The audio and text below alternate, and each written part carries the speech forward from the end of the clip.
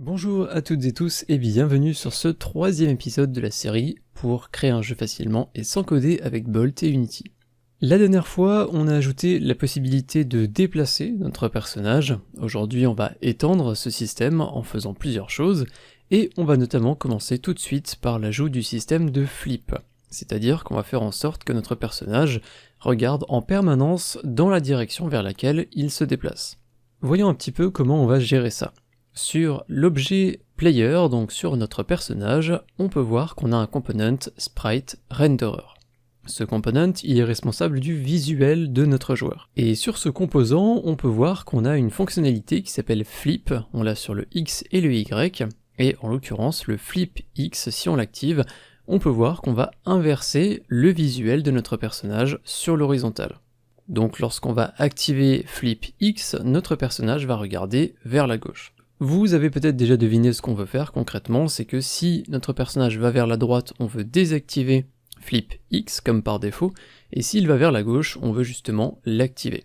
Pour pouvoir mettre en place un système comme celui-là, il faut déjà qu'on sache si on va vers la gauche ou vers la droite, mais en réalité on le sait déjà, parce que à l'épisode précédent, on a créé une variable movement qui, si elle est positive, veut dire que notre personnage va vers la droite. Et si la variable movement est négative, c'est que notre personnage va vers la gauche. On va donc simplement se baser sur cette valeur et effectuer le flip du personnage quand c'est nécessaire. On peut donc retourner dans notre graphe et à droite des groupes qu'on a créés précédemment, on va en créer un nouveau en commençant par récupérer une variable qui n'est autre que movement. Comme je vous l'ai dit, on a besoin de comparer movement parce qu'on veut savoir si c'est positif ou négatif, et pour effectuer ça, on va utiliser une node qui s'appelle comparison, donc littéralement une comparaison. Automatiquement, movement est considéré comme notre valeur A, et notre valeur de référence B, ce sera 0, vu qu'on veut juste savoir si movement est positif ou négatif, donc supérieur ou inférieur à 0. On va donc ensuite connecter le résultat A inférieur à B à une node select. Cette node, elle va nous permettre de choisir une valeur selon le résultat de la comparaison. Si on est sur true, cela veut dire qu'on va vers la gauche, auquel cas on veut cocher la case flip et donc l'activer. On va donc connecter l'input true à une node boolean, entre parenthèses littérale, choisissez bien la même que moi, et on va cocher cette case.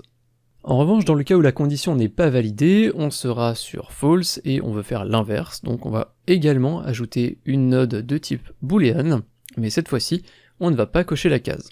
Maintenant qu'on sait si on veut faire un flip ou non, il nous suffit de passer ce résultat, cette information, justement à notre component sprite renderer. On va donc ajouter une node qui s'appelle setFlipX. On peut ensuite connecter l'output du select à l'input de type booléen de setFlipX, et il va falloir maintenant qu'on connecte tout ce petit groupe au flow des groupes précédents pour qu'on puisse exécuter également cette logique qu'on vient d'ajouter. Pour faire ça, la solution la plus simple, ce serait de connecter l'output flow de setVelocity du groupe précédent à l'input flow de setFlipX. Et dans un premier temps, ça va fonctionner. Mais on va également introduire un bug si on décide de faire comme ça.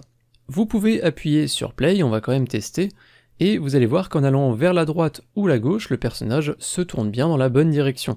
Mais vous remarquerez que si vous relâchez la touche de déplacement, le personnage de lui-même se tournera à certains moments. La raison à ça, c'est qu'on a traité deux cas avec notre node de comparaison, si on va vers la droite ou si on va vers la gauche. Mais il y a un cas qu'on n'a pas traité, c'est celui où le personnage s'arrête de bouger et fait du surplace. C'est le moment en fait où le joueur n'appuie sur aucune des touches du clavier. Vous pouvez arrêter le mode play et on va corriger ce bug. La première chose à faire, ça va être de retirer la connexion qu'on a ajoutée entre setVelocity et le setFlipX. Pour ça, vous pouvez mettre votre souris sur cette connexion et faire un clic droit. Cela va automatiquement la retirer. À la place, on va connecter setVelocity à une node branche,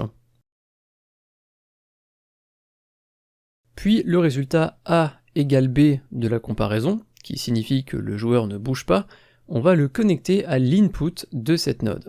Et l'output flow, false, on va le connecter à setFlipX. Pour vraiment vulgariser ce qu'on vient de faire, on pourrait dire que si le personnage ne bouge pas, alors on ne va rien faire et simplement passer à la suite de la logique. Nous pouvons retester le système qui devrait maintenant parfaitement fonctionner.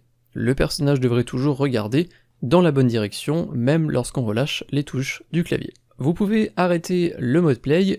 Vous pouvez maintenant créer un groupe autour de ces nodes, comme on l'a fait à l'épisode précédent. Donc pour rappel, on maintient la touche CTRL et on maintient le clic gauche. Et ce groupe, vous pouvez l'appeler par exemple Handle Flip System.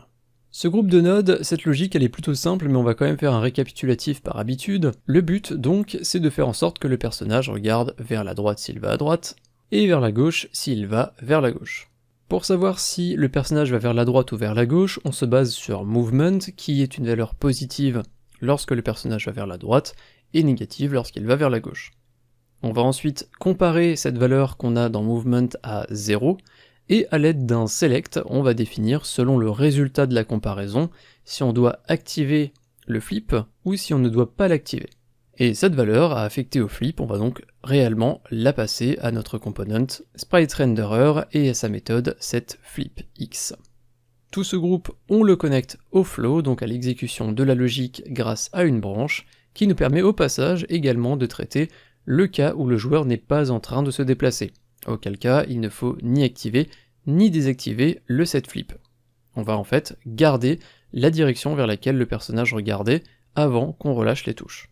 Bien, nous avons fait le tour de notre graphe. On va maintenant passer à la partie suivante, à savoir les animations. Dans le projet que nous avons actuellement, les animations du joueur sont déjà préconfigurées. Vous n'aurez donc pas besoin de les créer vous-même ou de les intégrer. Ces animations, on peut justement aller y jeter un œil. Pour ça, vous pouvez sélectionner le joueur dans la hiérarchie, puis vous rendre dans Window, Animation, Animator. Vous aurez alors une fenêtre qui va apparaître, elle va peut-être s'intégrer au reste de l'interface, vous pouvez la glisser, déposer et la mettre en plus grand si ça peut vous aider à mieux voir à l'intérieur. Dans cette fenêtre, qui correspond donc à l'animator, c'est celui qui va contrôler, qui va contenir la logique du système d'animation de notre personnage, on peut retrouver un certain nombre d'animations différentes, dont les noms sont plutôt explicites. Vous retrouverez également dans les paramètres sur la gauche une valeur speed qui nous sera utile aujourd'hui pour passer justement de l'animation idle, donc l'animation d'attente, où le personnage ne bouge pas, à l'animation de marche, qui s'appelle walk. Comme je vous l'ai dit, tout ça c'est préconfiguré pour que ce soit le plus simple possible, donc nous concrètement tout ce qu'on a à faire c'est de passer la vitesse de notre personnage à l'animator pour que les animations puissent se jouer. Donc en gros, si le personnage se déplace, on veut jouer l'animation de marche. La fenêtre animator, vous pouvez la garder dans un coin ou la fermer, on pourra de toute façon la réouvrir tout à l'heure. Tout à droite de notre graphe, encore une fois, nous allons ajouter un nouveau groupe. On va commencer, comme je le disais à l'instant, par récupérer notre variable movement, qui va nous permettre de savoir simplement si on se déplace ou non. Pour ça, on utilise donc une node getGraphVariable, dont vous commencez à connaître l'utilité. Alors movement, on l'a vu plusieurs fois jusqu'à aujourd'hui, c'est une valeur qui peut être négative ou positive. Mais notre animator, pour jouer l'animation, il n'a besoin de savoir que si l'on se déplace ou non. Et ça, peu importe la direction, qu'on aille vers la droite ou la gauche, il y a du mouvement, on veut jouer l'animation de déplacement. C'est en quelque sorte une petite particularité de Unity, donc pour pouvoir traiter ça, la valeur movement, on va la transformer en une valeur absolue. Ce qu'on va faire avec l'ajout d'une node absolute. Un petit rappel de mathématiques, une valeur absolue, c'est une valeur qui est toujours positive. Par exemple, imaginons que movement est égal à 5, si je passe cette valeur à ma node absolute, eh bien il en sortira la valeur 5. Donc pas de changement. En revanche, si je passe la valeur moins 5, c'est 5 qui sortira. Donc c'est toujours la valeur d'entrée qui va ressortir, mais positive. Comme ça, on sait simplement que si la valeur qui sort de absolute est supérieure à 0, eh bien on sait qu'il y a du mouvement. Que ça soit à droite ou à gauche, on s'en fiche, on veut juste savoir si le personnage est en train de se déplacer. Puis l'output de absolute, on va simplement le connecter à une node animator setFloat. À l'intérieur, il va falloir qu'on précise quel est le nom du paramètre auquel on veut passer cette valeur. On l'a vu tout à l'heure dans l'animator, le nom de ce paramètre c'est speed, avec un S majuscule, encore une fois, très important. Puis encore une fois, pour pouvoir réellement exécuter la logique de ce groupe, il faut le connecter au flow. On va donc connecter les deux cas de figure possibles. Dans un premier temps, si le personnage se déplace, donc depuis setFlipX à setFloat, puis on va connecter le deuxième cas de figure possible depuis l'output true de notre branche vers setFloat. Si cette dernière connexion est utilisée, ça veut dire que le personnage ne bouge pas. On peut alors essayer cet ajout, vous pouvez appuyer sur play et votre personnage devrait maintenant être animé lorsqu'il se déplace. Notre jeu prend forme petit à petit et le résultat est plutôt encourageant. Vous pouvez couper le mode play et pour finir en beauté, on va juste créer un groupe autour de notre système d'animation. Vous savez comment faire, je vous le répète une dernière fois, on maintient la touche contrôle et le clic gauche pour créer un groupe qu'on peut ensuite appeler gestion des animations ou quelque chose comme ça. Le nom du groupe n'a de toute façon pas d'importance, choisissez simplement quelque chose qui vous permet de vous retrouver dans votre graphe. Et c'est tout pour ce 3e épisode. Je vous avais prévenu, le graphe de l'épisode précédent était probablement le plus compliqué. Aujourd'hui, on a juste étendu ce qu'on avait fait la dernière fois en rajoutant des petites fonctionnalités comme celle d'animation. Je vous remercie de m'avoir suivi jusqu'à la fin de cette vidéo. Encore une fois, je vous rappelle que si cette série est accessible gratuitement sur YouTube, c'est grâce aux tipeurs, c'est grâce aux dons. Si vous avez la possibilité de faire un don, que vous appréciez mon travail et que vous souhaitez me soutenir, vous pouvez passer sur la plateforme Utip ou Tipeee, à vous de voir, les liens sont en description. Merci d'avance à ceux qui y feront un tour. Je vous dis à très bientôt pour le 4e épisode, dans lequel on ajoutera la possibilité pour notre personnage de sauter et donc d'accéder à des endroits un petit peu plus en hauteur qu'actuellement. A très bientôt, salut.